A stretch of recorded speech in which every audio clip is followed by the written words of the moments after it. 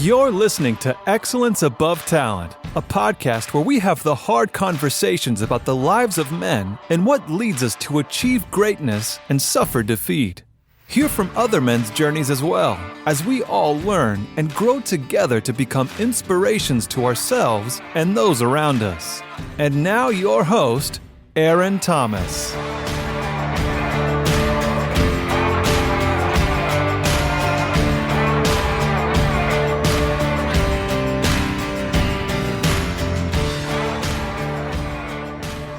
What's up, my beautiful people?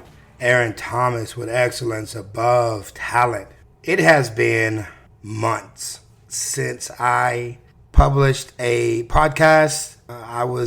When I first started this, it was weekly. Every week I'd come out with something, have an interview with someone, and there was some continuity. I was persistent, consistent in the process. And then life started, happening. Mentally just started getting into my head more. And I would come back to it. But I think this is the longest hiatus I have had since starting my podcast. And it's just been crazy. It's been crazy because the man I want to be is the best possible man I can be in all aspects of life. Career, financial, spiritual, mental, emotional, sexual, just on every phases of life. I want to be good. I want to be better than my dad or his dad. And it's not like a negative thing. It's just they knew what they knew and they lived the best life that they could live. And I want to learn from those men and make my life better so that the young men that are now looking up to me have something to strive for in this world. My nephews just started coaching and teaching, and I want to set an example, let young boys know that to fight for what you believe in, to die for what you believe in is the most manliest thing you can do. To not be afraid to be you is the most manliest thing you can do. To open up and be vulnerable with certain people about what you're going through and how you're feeling is the most manliest thing you can do. Not trying to have sex with every girl that's walking the face of this earth. Not hurting and cheating on women and young girls, not trying to conquer everyone when it comes to the opposite sex is the most manliest thing you can do. And that takes courage. That takes commitment. That takes a want to and a willing to go into the weeds of who you are as a person and how you've learned to call out and be better than this last generation. I think my struggle these past couple of months have been purpose, because sometimes I feel like I'm walking in my purpose and sometimes I feel like I am not. Sometimes I feel like I am heading in the right direction and sometimes I feel like I am not. Sometimes financially I feel like, okay, we're getting over this hump, and then sometimes I feel like I am not. There has been this back and forth in my life, but I've also in this process haven't been fully committed to God. And I think that is one of the reasons why I have this thought process, or I'm having these feelings of, am I going in the right direction or am I not? Should I stay in Odessa or should I leave? Should I still keep doing the career that I'm doing or should I look for another one? And Pastor Cliff was talking about weathering the storm or storm strategies at Hope Alive Church today. And the one thing that kept sticking out to me was your anchor, your anchor, your anchor. Where is your anchor? Because your anchor is what keeps you somewhat steady in the midst of the storm. Your anchor is what helps you survive. Your anchor is what helps you stay motivated while in the storm. Your anchor is everything that you need in order to be the best version of yourself, depending on the anchor that you have. And I don't know what happened or why it happened. Well, you know what? I do.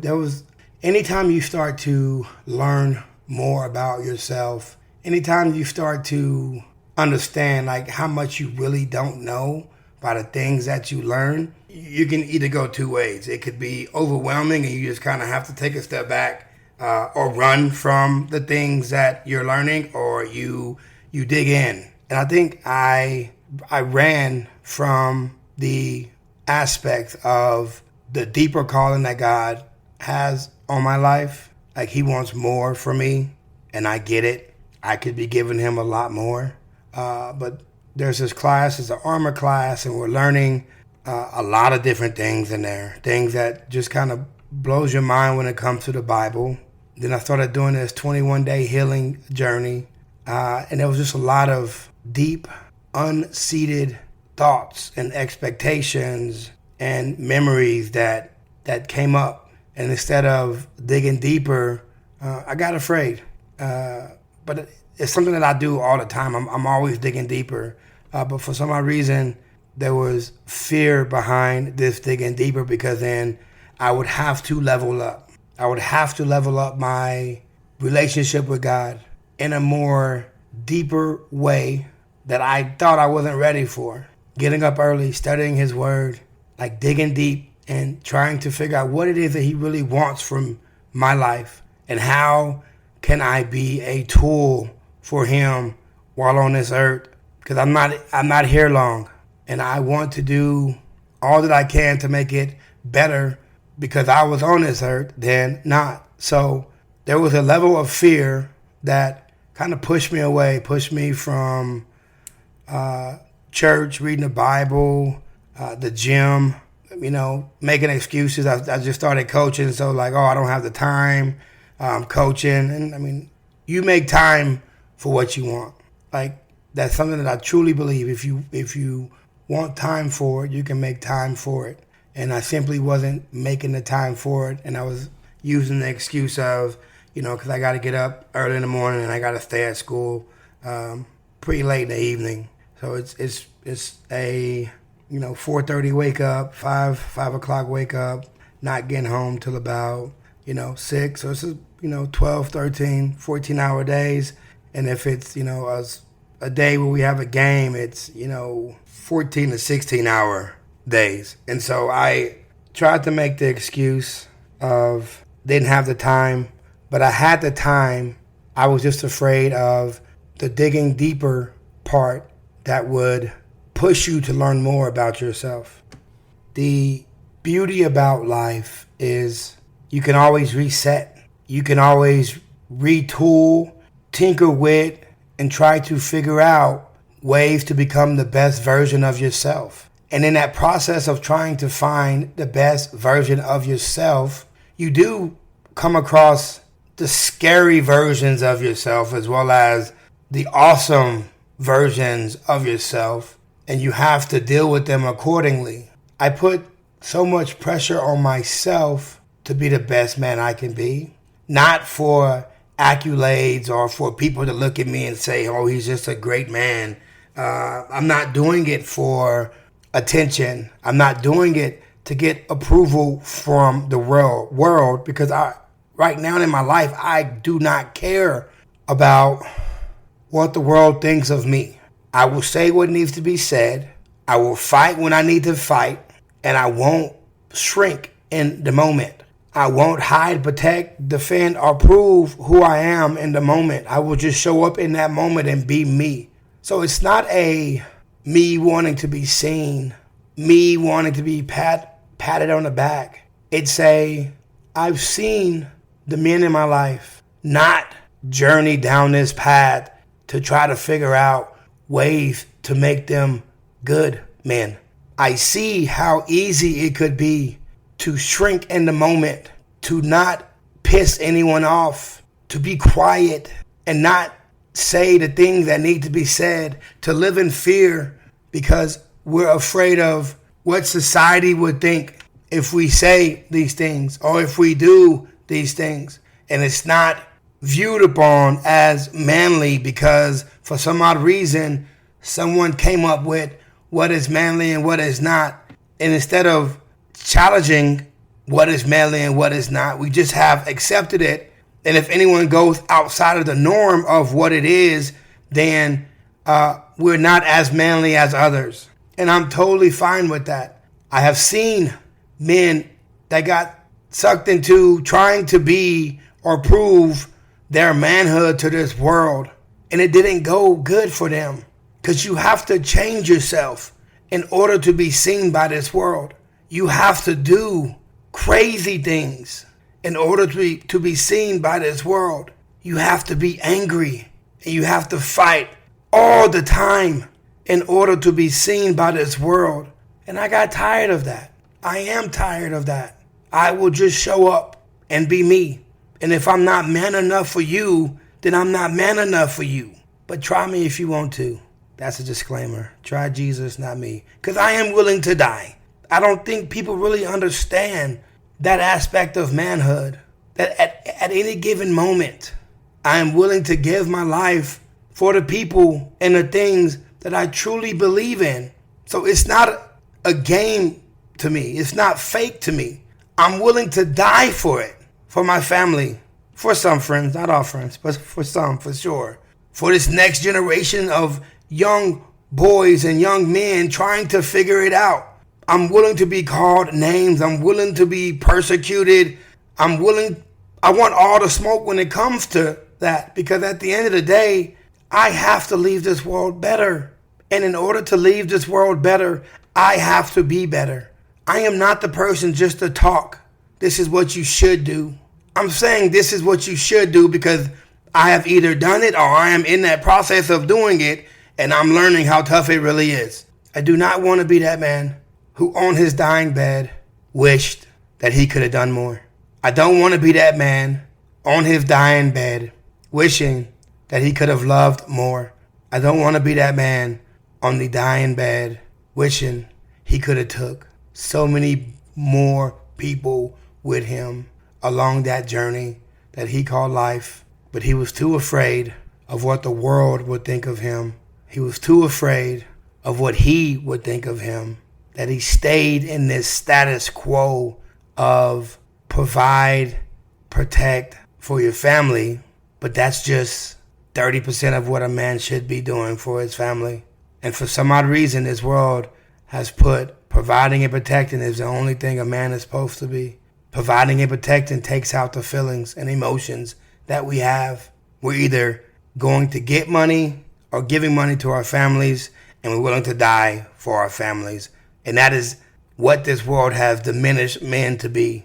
Not men who love sports and loves drawing and loves going to theaters and watching plays, loves creating shirts and building houses, and we're just diminishing men for these two roles.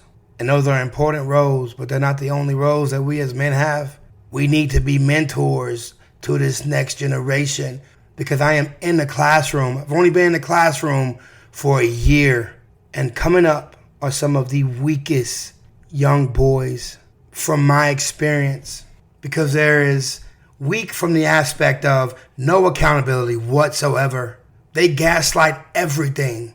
They will cuss you or someone else out, and you walk up and you say, "What did you say?" And they will say nothing, or "It wasn't me," or "I didn't say those words." Weak. They don't know how to control their feelings or emotions, because they don't have men in their life that's letting them know, hey, it's not okay just to be angry all the time. It is not okay. There are other emotions to feel, and you are feeling it, but then you bottle it up into anger, and you punch holes in walls, and you destroy things, and you become destructive as a young boy. And if you're doing it as a young boy, when you grow up to be a man, that's exactly what you are going to do, unless you learn something else. I have been remotivated to use my voice, to speak with other men, to speak with young boys, to try to figure out how we can be better as a society, because it matters. It matters, and it is needed, because we are going down a path where there's nothing good that's going to happen or young boys have to go through so much hell in order to realize I don't have to live this way. And it doesn't have to be that way. Now, I can't promise you once a week, and I won't promise you once a week, but I would start using this platform 2 times a month to have conversations and to talk about manhood and what's really going on. We cannot be afraid to learn who we are, the good and the bad. And the bad is bad. I've realized how much of a monster I could really be. I could be a monster, and it's not a good monster in this world. Scary thing to see, scary thing to look at, because when I'm looking in the mirror, that is me. I am that person trying to be the best version that I can be for myself, but I'm also that person that can be a monster when pushed or tipped, or when I'm not doing what I'm supposed to be doing in my life and I start going down a different path. The things that I can say, the things that I could do, it's scary. And I'm only saying it because this next generation of young boys, if they don't figure it out, if we as men in my generation don't start holding them accountable, mentoring and talking to them, loving on them and saying, hey, it's okay. It is hard as a man, but you are not here by yourself. There are other men that want to see you strive and be better. And we're here. If we don't start doing our part in this next generation, these young boys coming up are going to be monsters. And if you have daughters, they're going through hell because we're teaching young boys to become weak men. And weak man doesn't know anything but to lie, to cheat, to gaslight, to fight, to be abusive, to say horrible things, and to put down people. And those men think they're getting somewhere in life, and they might be successful. But when they're on their deathbed and no one's there surrounding them, they'll realize it was all for naught. They're providing, they're protecting, they're fighting to be this man that society wants me to be. And I have nothing to show for it because no one wants to be around me. It's a horrible way to die. And a lot of these young kids are heading down that way because there's no one to say, stop the nonsense. Be accountable. Stop lying. This world does not get easier for young boys. The older they get, the harder it becomes. And at 18, you are a man, and you will be treated like such, even when you don't even know anything about manhood. So, this podcast, this platform, my voice, your voice will be heard. Men are struggling. Men are dying. Men are killing themselves. We're hurting others. We're abusing others mentally, physically, emotionally, sexually, because we don't want to deal with our demons, our monsters, the things that are in our head. And I'm here to say, hey, I'm dealing with them. It's scary, but it can be done. And it will be done if you put the work and effort into it. So I just have to put the work and effort back into it. But you will be hearing me. I'll be more active on Facebook and Instagram and social media. Again, not because of me, not because I want to be seen or heard or any of that. And even if you think that, I don't give a shit. It is what it is. Somebody needs to hear it. Somebody, one person, might get what I'm trying to put down that day. So hate all you want to. Just when you see me, say hi. I will show up for myself first, but I will also show up for others because they need it. I know I did. So, if anyone hasn't told you today that they love you, let me be the first to say I love you. You are awesome. You are amazing. You deserve the best that this world has to offer. Do not quit. Do not give up, because the world does not get easier, but you will get stronger. Y'all have a blessed week, and I'll holler at y'all. Bye-bye. Thank you for listening. Be sure to subscribe to the podcast so you never miss an episode. And for daily, motivational, and up-to-date content, follow us on Facebook and Instagram at Excellence Above Talent. And remember, keep moving forward, never give up, and you are never alone in this battle. We'll see you next time.